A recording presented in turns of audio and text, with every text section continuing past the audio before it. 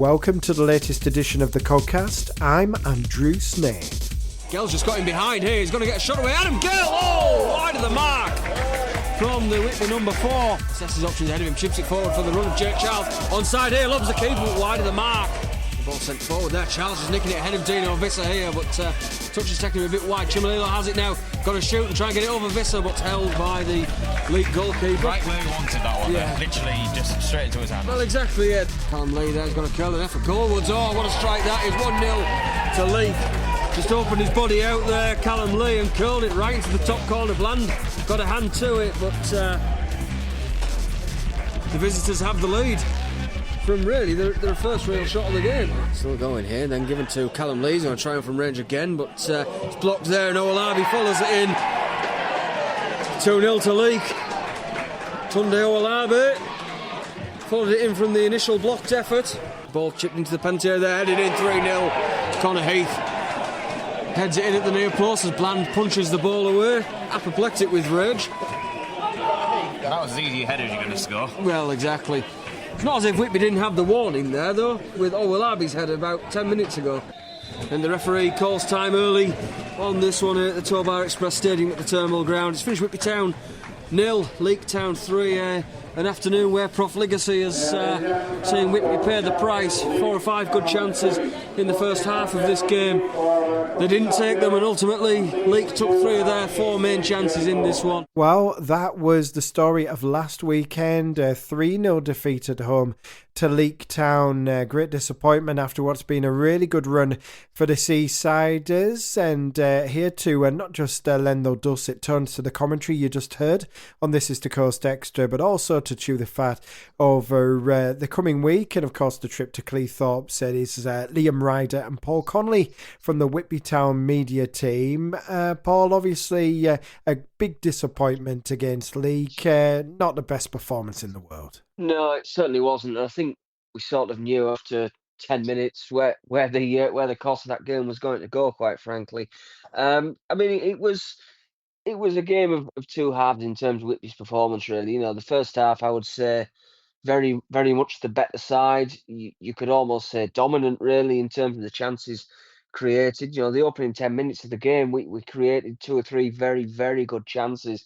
But ultimately, in the second half, you know, we got hit by what was a very good away performance from Leek. But I think Gary Liddle will be, you know, very, very disappointed. And I think it probably underlines what we've sort of thought for a little while now in terms of what Whitby need. And that's probably somebody who is that bit more of a finisher inside the penalty area, because we're creating plenty of chances in games at the moment, but we are very much lacking in terms of that final touch. Yeah, it's interesting. It sounds a little bit like they did to us what they did to Scarborough the week before in the trophy, which is soak up a lot of pressure, certainly first half, and then hit on the break. And they are a hard side to break down.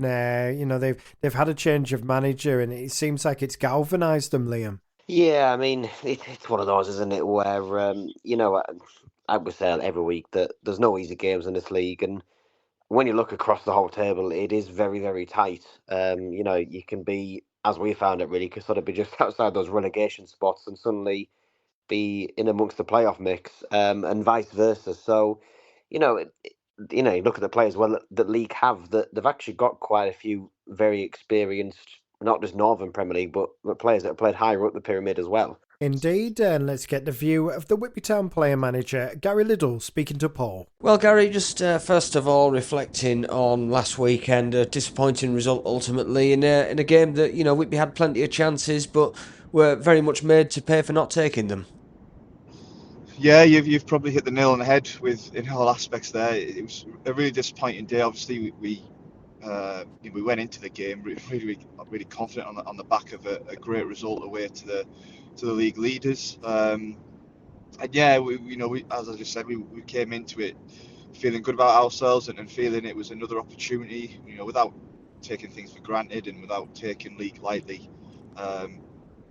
You know, it was another opportunity for us to get 3 points at home. So no, the way the game panned out, obviously, as you just mentioned there, we in that first 15, 20 minutes. We had some really good chances. I've had chance to watch the game back. With right in the very first minute or two with DC's little. I think Leighton's reversed it, hasn't he? And DC's got an opportunity where he's had blocks, and then Gelly's chance, and then Charlo's chance, which I didn't realise was a really good chance. Which I know he was disappointed he didn't do better with. So, no, you always think then, all it takes then is just a single chance, doesn't it? That's what this league is like, and as it was, a good strike. I know Blandy thinks he should have done better with it, but good strike by the lad, and then your back's against the wall. But I think even at half time we felt that there was a good opportunity there for us, just off the back of how the first half went and the opportunities we had.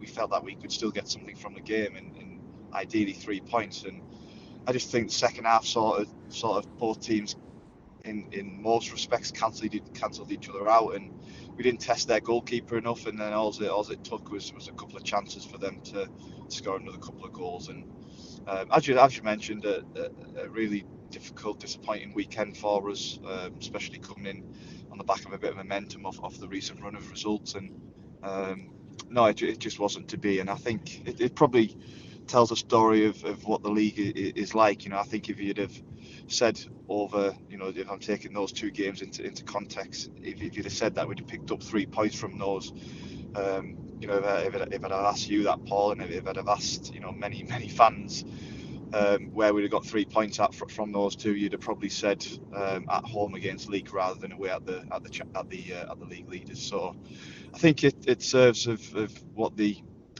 league is like, and it just shows if you're not on your game and not at your best, then it doesn't matter who you come up against, that you suspect to losing points on the day, and that's exactly what happened on Saturday to us. Yeah, I mean, ultimately, it was also a very efficient sort of away performance from Leek, wasn't it? They soaked up the pressure where they had to, and I think I counted probably 4 chances, or 4 big chances for them, and they've scored 3 of them. So, they're certainly a very sort of efficient side in that respect, and did similar to Scarborough the week before.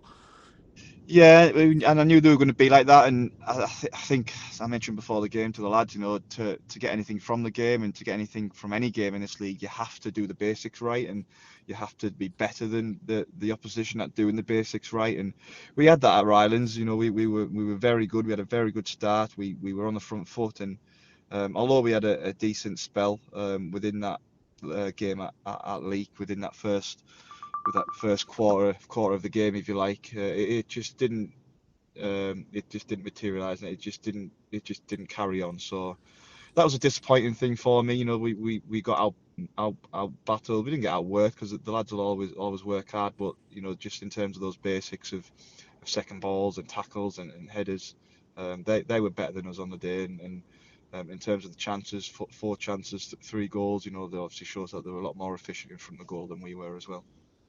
Yeah, and I mean, coming out of that game, then obviously we saw during the game Frankie Whelan go off. He looked to be sort of holding his shoulder as he went off. I mean, is there anything in that one?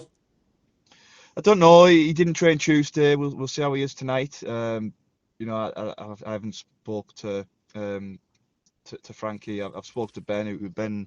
Ben seems to think it might be touch and go with him. So we'll just wait and see, and I'll see if he's involved in training tonight. Hopefully he is. But if not, we've obviously got myself there. We've got Guinness who's back involved. So we've got options there if not. So there'll be no pressure on Frankie. Obviously, I don't want him to come back and rush through. He obviously came off at the weekend with that shoulder injury. So I wouldn't want him to play if he's not 100% well, whilst we've got other options there. So I'll just wait and see on that one. Yeah, I mean, it must almost be a little bit frustrating, obviously having that worry as well. That over the course of the season, you've not really managed to find that settled defence yet. But at least you also know that anybody who's deputised there has certainly done the job. Yeah, I mean, I know the league's quite tight, but we're in and around the top half of top half of the league, and we've done that by swapping and changing quite a lot of the team throughout the season. Not through choice, but we've always had injuries or suspensions or people unavailable for various reasons. So I think it's a sign of the strength of the squad that we've been able to create this season. Whether I call it lucky or unlucky, I don't know, but I haven't had everyone fit this season, because if everyone was fit this season, there'd be two players excluded from the matchday squad, and I haven't had to do that to anyone this season, and that's because we've always had a couple of players unavailable. So hopefully, I'd like that decision to make, but as is the case at the moment, we've always got one or two niggles along the way, which is stopping me from doing that. So I think the quicker everyone gets back, available and gives me options, the better it'll be for everyone.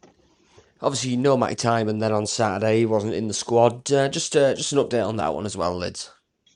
Yeah, Ty will train tonight. It's a strange one with Ty, because he's we're having to manage him, and he's obviously he's like myself, he's no spring chicken, so he's managing him himself. He knows his body a lot better than I do, as I always tell the lads.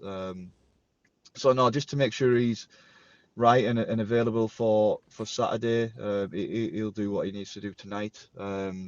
And then, in terms of Saturday just gone, yeah, he wasn't anything to do with injury. He had a family issue with his girlfriend that he had to take care of. I think she had a little bit of a hospital visit, which he had to be in and around. So no, all's well there, thankfully, and he's right and ready to go, hopefully, this weekend. No, that's good to hear. And in terms of sort of other injuries around the squad, Lids, where are we at with those? Who else we got? We've got Ronnie McGrath. Ronnie's still just one of those where we're just taking it day by day and week by week. It's just see how that goes. It's an interesting one with Ronnie, because he probably feels better than maybe he is. We just a bit cautious with him that he doesn't come back too soon. It's obviously a little bit of a stress fracture that he's got, which is a bone injury, so that certainly doesn't need any rushing. I think the good news with that one is that when he does come back, he doesn't really need, other than his fitness aspect, obviously, doesn't really need any rehab from what a ligament injury would be. So that's good news, and I think when Ronnie's back, that'll be a huge plus for us. Other little knocks and niggles. I think Charlo had a little bit of a knock on his ankle, but he'll train tonight and hopefully come through that okay. Smudge is nursing an Achilles injury, so he'll manage himself in the hope of being available for the weekend. And obviously Guinness has come back as well. Guinness has come back and he's trained over the last 3, 4, 5 sessions in full, and he's looking fitter and fitter. But I'm a bit cautious with Guinness as well, that he's obviously got a history of hamstrings, and I don't want him to come back too soon and be out for the longer term. So it's just keeping an eye on people and speaking to them and making sure we get the details and knowing what's best for that individual. No, absolutely. So we move on to the weekend then, Lids. Cleethorpes Town away from home, a first visit over that way for the Seasiders. It's one of those. Expecting another tough afternoon. Definitely, and it's they've done great since they've come into the division, haven't they? They haven't looked out of place. They're banging in the mix, just below us. So no, it'll be a really tough game. I've managed to get some videos on them off past games, and they're a good team. They're a solid team. I think the positive, or the plus for them, is that they've always been in games throughout the season. They haven't lost many games by large margins. They've always just lost by the odd goal, or conceded late to draw games. So that's something to keep in mind with them, that they can go right to the end and they can be competitive within games within this division. So threats at the top end of the field, especially, they've got good players in wide areas, good players at the top end of the pitch, and it's one that we're, again, as I mentioned earlier, we're certainly going to have to be at our best to get something from. It's obviously a really tight division at the moment, but we are determined to stay in and around where we are and fight a challenge at the top end of the table, rather than looking over our shoulders as we've done in the past. That's Gary Liddle, the Whitby Town player manager, speaking to Paul. And yes, we with our look ahead, it's first ever trip to Cleethorpes for Whitby Town and all of us as well. So I'm quite excited, but I'll be down there as well. It's uncharted territory, a little bit of an unknown quantity, Liam. Yeah, there will be, and I think looking at them, they've settled in quite well to the level. I think, obviously it's going to be their first season at this level. But they've recruited well over the summer. Already had some players that got promoted with them that knew the league well. I think one player we're going to have to watch out for is someone that we know very well in Nicky Walker. He seems to be really sort of hitting the form that we knew he could before we signed him. Unfortunately, didn't quite work out. But I think a bit like Whitby, they're sort of like they're blown hot and cold. They've had some good results, but they've also sort of pretty much won the same amount of games that they've lost. So I think really the game's probably going to be decided on who turns up on the day, really, because it seems that neither of the two sides are going to be able to string a sort of consistent run of wins together. Indeed, and someone hoping to be a part of the squad for that one is Nathan McGinley, and I caught up with him earlier this week. So yeah, Nathan, we're looking ahead to Saturday's game. Of course, you've had your injury problems. You're now back on the bench in the squad. Just give us an update as to your fitness at the moment. Yeah, obviously it's been frustrating few weeks for myself. Initially it was a little groin issue. Then I come back for a game and then ended up doing my hamstring. In the last minute when 4-1 up. So it was very frustrating on my part. But the lads have been doing brilliant, really. We've really cracked on. We had a bit of a sticky patch earlier in the season, but we knew the quality was there, and we kind of just stuck together. And the results have come, and it's been some great performances. Indeed, there has. So you back to 100% now? Yeah, it's obviously just taking it slowly, building back in. Obviously, missed a bit of football, and it's a hamstring I've struggled with in the past. So it's important just to not to go all in too early, to create more issues. So we're just taking it slowly at the moment, but getting there fitness wise, and hopefully you got 20 minutes or so in a difficult situation on Saturday. But yeah, getting there really. So yeah, looking forward to the next few weeks. Fantastic. I was going to say, obviously, you've been on the bench the last few weeks. Do you still feel that you have a role to play, even off the field, in the changing rooms, using your experience to help the likes of Frankie Whelan and Alex Nelson, who've been starting recently? Yeah, absolutely. I think, obviously, experience-wise, something I can really offer, and, that side off the field is something I believe I can offer. Very close to Frankie, so me and him speak constantly, and obviously Nell's been doing very well. He's been put some great performances, so yeah, they've both been playing really well. So yeah, really happy with it.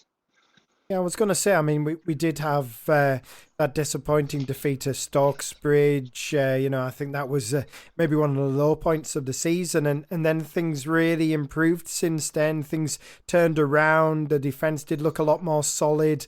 What has there been a deliberate targeting of that area? Obviously, Lids himself being a centre half. Not we knew the results obviously weren't good enough in that Stocksbridge performance, especially. It was, the one that stood out, and I think that kind of stood out to us then, that we needed to turn our season round a bit, because it was we had a few defeats, and it wasn't the best situation to be in. We knew going into the next game we needed a big performance, and provided that, and we spoke about that being a catalyst to kind of crack on.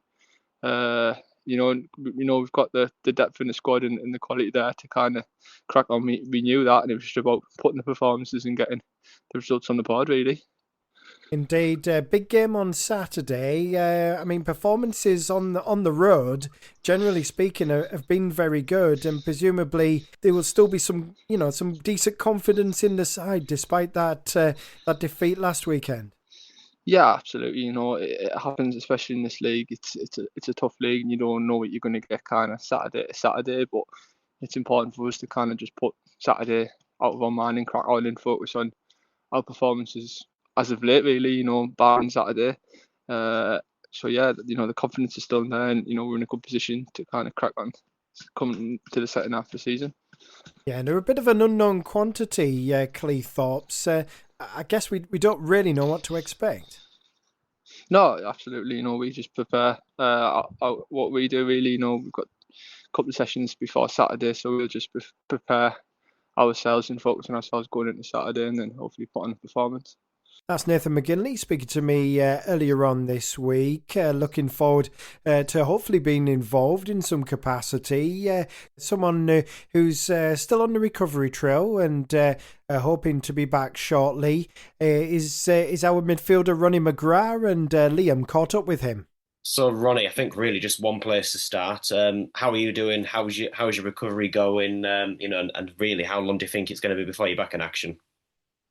Yeah, I'm doing well. I'm at about 5.5 weeks now since the injury. So I've probably got. I mean, I saw Ben on Saturday before the game, and it looked good. It looked a lot better. I remember when I first did it, I was struggling quite a lot with my knee, but yeah, it's calmed down a lot now. I'm basically just waiting for the pain to be fully gone, because it was a stress fracture in there, so it's not like I could do much rehab on it. It wasn't like a ligament or anything like that. So I'm basically just waiting for the pain to go, and as soon as it does, I can get back into training. So I've not tried to put a time frame on the injury, because it's one of them things where I've just got to wait till I'm ready to go. Yeah, and I guess as well, probably disappointing in that you potentially felt you were sort of on the verge of really breaking in and getting a regular sort of starting berth in that side. So was that particularly disappointing, the timing of that injury? So I mean, injuries are injuries. They're always disappointing. And I think in regarding breaking into the team, I'm more bothered about just playing constantly every day, really. I mean, obviously we train on Tuesday and Thursday, but I'm always training, Monday, Wednesday, Friday as well. I like to get in as much as I can. So it was more for me losing my routine and my schedule, where I'd be training every day. It's a bit of that. You can go a bit crazy really when I can't do what I enjoy doing. I mean, in terms of breaking into the team, it's one of them things. I think it's a difficult league in terms of how I play, and what's needed in certain games might not be the skills or the qualities that I've got. So breaking into the team's hard, because I feel like I offer certain things in certain games, but at the same time there might be games where the coaches might see me not suited for that game, which is obviously fine and stuff like that. So like I said, for me, it's more just being able to play regularly, like train. I love training. I love just playing. So it's just frustrating in that sense, where I've not got that sense of normality back yet, which I'm looking forward to having.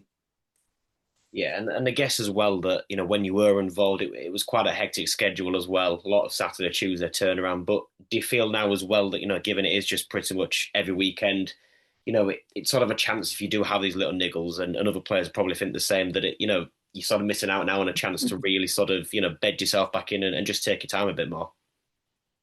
Yeah, definitely. I mean, that is the one positive, in the sense where there's no more Tuesday games. So, instead of missing 2 games a week, I am only missing the one, which is nice. I'm not having to worry about that, where the games would be building up what I'm missing. And yeah, I mean, in the sense of the load, I think I managed myself well. This isn't a muscle injury.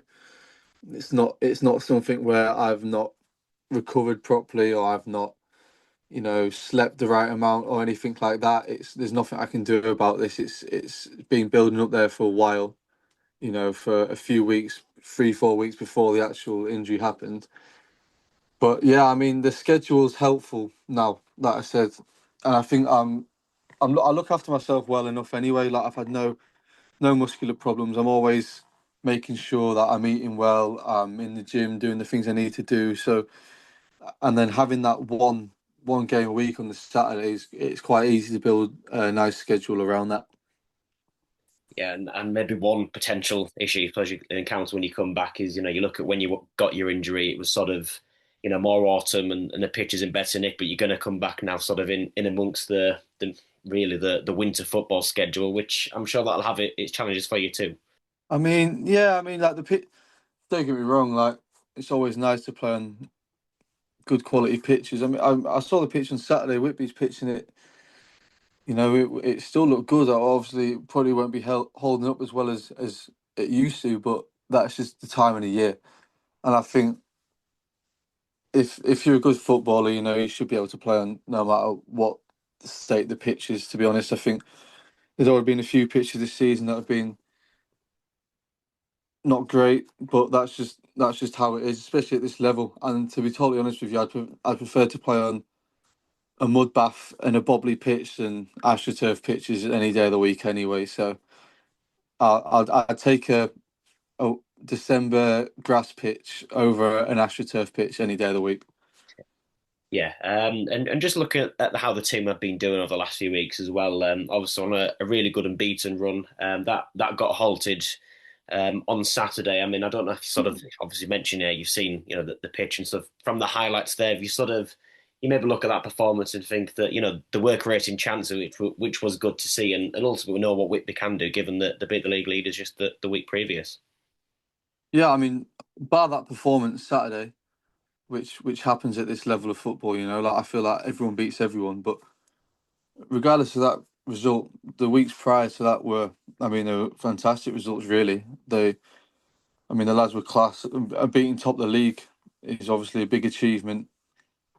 And, there's been some good performances personally from certain lads and stuff. It's always nice seeing Harley doing well, getting a run of games, playing well. So that's nice to see. And, yeah, like I said, I think it's important they do well. And no matter who they're playing, I think, like I said before, this level of football, the teams, anyone beats anyone, really. So it's important to keep that momentum because each week, it's a different team. So the lads have done really well up to this point. So it's good to see from the side, they're keeping that momentum going. They're doing really well. But like I said, they go from beating top of the league one week to then losing to a team that was a little bit further down the table. Just shows, you can't get complacent. And I think that's a sign of champions and teams that go on to win things. The ones that aren't complacent, the ones that push each other in training, that hold each other accountable to high standards and stuff. And I think that's when you see at the end of the season, the teams that do that tend to be the teams that are in the top 4, top 6 sort of thing, fighting for playoffs or winning leagues. Yeah, and then just finally, really, obviously returns hopefully going to be nice and imminent. So what are your sort of personal aims, and what do you say the team's aims sort of for the rest of the season? Because ultimately, yes, we played quite a few games more than the likes of Gainsborough, for example, but I suppose you maybe rather have those points on the board and hope that the fixture backlog can catch those other teams up a bit. Oh no, definitely. Regardless of how many games you've played, it's always important to be high up the table. We could have played the same amount of games and be in the bottom 4, but we're not. Do you know what I mean? So it's always good to be up there, regardless if we've had games in hand or not. It just shows we've won them games. Games in hand are only. They're only used well, aren't they? If you win, really. So we're in that position. We've put ourselves in a good position. So it's just important to keep going, and then it's on other teams to catch up with us with their games in hand. On a personal note for me, at the start of the season, before I even joined Whitby, my goal was for whoever I was playing for, what team, was just to play 20 games in a season. Before this season, I had quite a few injury problems that I've been able to fix this season. So for me, it was just get to about 20 games in the league and then go from there, really, which I think I was on track to do before, this stress fracture. So for me personally, it's just to get back playing, get back to the level of fitness I can get back to, because I like to be as fit as I can. And yeah, like I said, just be available, each week, be available to play, show the coaches in training why I should play, work to 100% I can. So yeah, as soon as I come back, it's just head down and get back to it. That's Ronnie McGrath speaking to Liam earlier on. Just once more, a reminder, Saturday on the road at Cleethorpes, Saturday from 3 p.m. If you can't make it, we do have live commentary on This Is the Coast Extra. You might even hear my voice droning on at some point throughout the commentary, as well as the lads here as well. So thank you to all our guests, to Gary Liddle, to Nathan McGinley, to Ronnie McGrath, and to you for listening. We'll be back with another Codcast very shortly. Bye for now.